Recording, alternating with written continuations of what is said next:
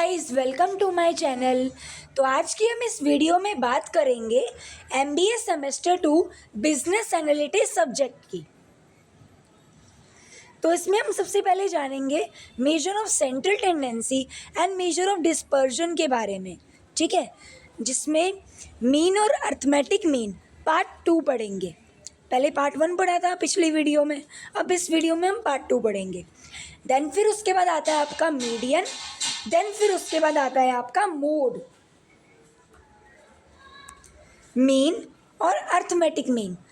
Arithmetic mean for a combined group. If x bar be the arithmetic mean of x11, x12, then so on x1, n1, and x2 be the arithmetic mean of x21, x22, and so on x2, n2, is given by x is equal to n1 x bar 1 plus n2 x bar 2 upon n1 plus n2। ठीक है, मतलब जैसे दो group दे रखे हैं, ठीक है, तो कंबाइन ग्रुप में क्या होता है कि दोनों ग्रुप का कंबाइन करके हम एक मीन निकालते हैं। ठीक है, पहले हम एक ग्रुप का निकालेंगे तो वो क्या हो जाएगा हमारा x बार 1, और दूसरे ग्रुप का निकालेंगे तो वो क्या हो जाएगा हमारा x बार 2। ठीक है, और जो दोनों ऑब्जर्वेशंस होगी, पहले ग्रुप की ऑब्जर्वेशंस को हम टोटल करेंगे n1, फिर दूसरे ग्रुप की ऑब्जर्वेशंस को हम टोटल करेंगे n2। ठीक है, ऐसे करके ये हमारा फॉर्मूला जो है वो बनेगा। The above formula can be extended to more than 2 groups. ठीक है, मतलब ये जो फॉर्मूला है इसमें आप 2 ग्रुप्स की जगह 3 ग्रुप्स भी ऐड कर सकते हो, 4 ग्रुप्स भी ऐड कर सकते हो, जितने चाहो, मतलब जितने क्वेश्चन में गिवन हो वैसे। देन फिर उसके बाद आता है आपका median. When the observation in the data are arranged in order, the median is the exact middle value. ठीक है, जब किसी भी डेटा की जो ऑब्जर्वेशंस है, ठीक है, अगर आप उसको ऑर्डर में अरेंज कर रहे हो, उस डेटा को आप उस ऑर्डर में लगा रहे हो, ठीक है, तो जो मीडियन होगा ना वो पक्का उसकी मिडल वैल्यू ही निकलेगी। समझे? फॉर एन एग्जाम्पल, अगर आपको एक डेटा दे रखा है, ठीक है, जैसे 5, 3, 4, 1, 2 ऐसे करके, तो फिर मैंने इसको क्या करा, इंक्रीजिंग ऑर्डर में, असेंडिंग ऑर्डर में बदला, तो क्या आया मेरा आंसर 1 2 3 4 5, और जो मीडियन निकला वो क्या निकलेगा फिर 3। समझे? That is 50% of the observations are below the median and 50% are above it. ठीक है, अब 3 से 50% यानी कि 2 और 1, ये क्या होगी उसकी ऑब्जर्वेशंस होगी जो कि 50% बिलो है। ठीक है, अब 3 से ऊपर वाली कौन कौन सी है, 4 और 5। ठीक है, तो ये क्या हो जाएगी 50% above. The median is defined for different data as follows. ठीक है, अलग अलग डेटा के लिए जो मीडियन है वो कैसे डिफाइन किया जाता है। फॉर एन एग्जाम्पल, अगर रॉ डेटा है तो रॉ डेटा के लिए आप ऑड और इवन वाला ही फॉर्मूला यूज़ करोगे। देन फिर उसके बाद आता है आपका frequency distribution. In case of a frequency distribution we need to follow certain steps. ठीक है, फ्रीक्वेंसी डिस्ट्रीब्यूशन में हमें बहुत सारे स्टेप्स को फॉलो करना पड़ता है। ठीक है, क्या क्या है, जैसे L1 plus L2 minus L1 m into m minus c f upon f, ये इसका फॉर्मूला होता है मीडियन का फ्रीक्वेंसी डिस्ट्रीब्यूशन टेबल में। अब इसके बाद आता है आपका mode. The mode is the number that occurs most frequently in a given data. ठीक है, मोड जो है वो वैसा नंबर है जो कि एक डेटा में बहुत ज़्यादा ही अक्कर हो रहा है। ठीक है, मतलब बहुत ज़्यादा आ रहा है वो। समझे? This measure is used when it is important to know which value occurs most frequently। ठीक है, इसका तभी यूज़ किया जाता है जब हमें ये जानना हो कि कौन सी वैल्यू जो है वो रिपीट हो रही है। ठीक है, the mode is defined for different data as follows. अब मोड के लिए भी 2 तरीके हैं, जैसे लास्ट मीडियन के लिए थे, रॉ डेटा और फ्रीक्वेंसी डिस्ट्रीब्यूशन।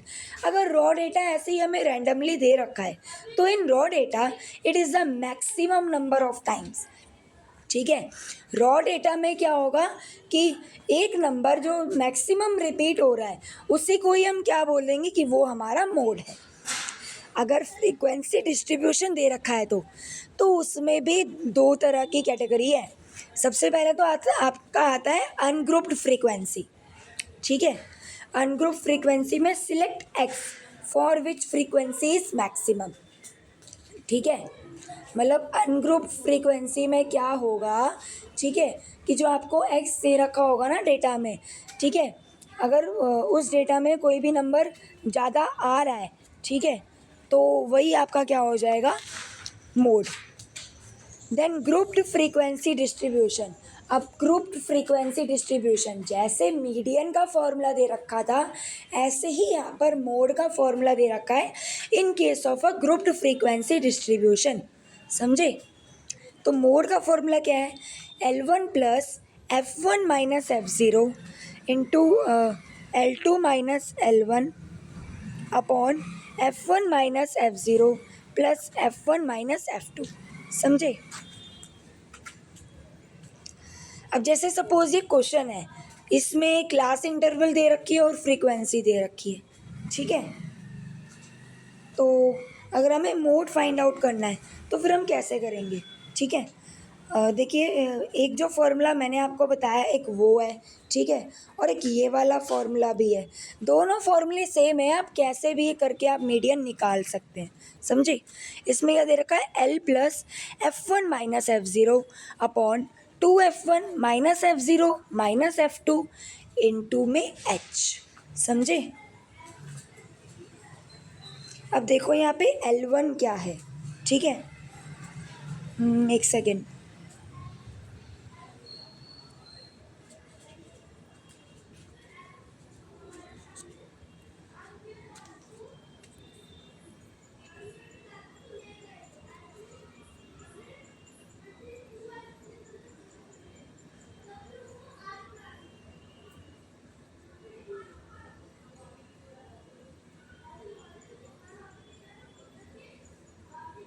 अब देखो जो यहाँ पे ग्रुप्ड फ्रीक्वेंसी है, ठीक है, इसमें फ्रीक्वेंसी में सबसे ज़्यादा क्या दे रखा है, 500 700 800 या 400, 800 दे रखा है, ठीक है।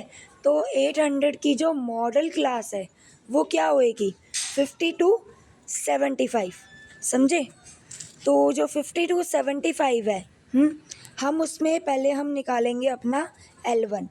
L1 क्या होता है, लोअर लिमिट होती है मॉडल क्लास की, ठीक है। अब सबसे ज़्यादा फ्रीक्वेंसी जिसमें आ रही है वो कौन सी मॉडल क्लास है, 50 to 75 वाली, ठीक है। आप इसमें यहाँ पे देख सकते हैं, ये देखिए ऐसे। और जो L2 दे रखा है वो कितना है, 75। L2 मतलब हायर लिमिट जो होती है मॉडल क्लास की, ठीक है। F1 कितना दे रखा है, F1 जो होता है ना वो फ्रीक्वेंसी होती है मॉडल क्लास की, ठीक है। और F0 जो है वो मॉडल क्लास से पहले वाली जो क्लास होती है ना, ठीक है, उसकी फ्रीक्वेंसी होती है F0, ठीक है। और यहाँ पे जो दे रखा है F2 जो है वो मॉडल क्लास के अगली जो फ्रीक्वेंसी होती है, ठीक है, मॉडल क्लास वाली फ्रीक्वेंसी के नेक्स्ट जो फ्रीक्वेंसी होती है उसको हम बोलते हैं क्या, F2, समझे। और H क्या होता है, H होता है L2 माइनस L1, समझे। मतलब L2 कितना हो गया हमारा 75 और L1 कितना हो गया हमारा 50, तो H हमारा क्या निकलेगा, इसके अकॉर्डिंग 25 निकलेगा, ठीक है। तो मैंने यहाँ पे इसको ऐसे कैलकुलेट करके इसका आंसर निकाला है। Thank you guys, bye bye.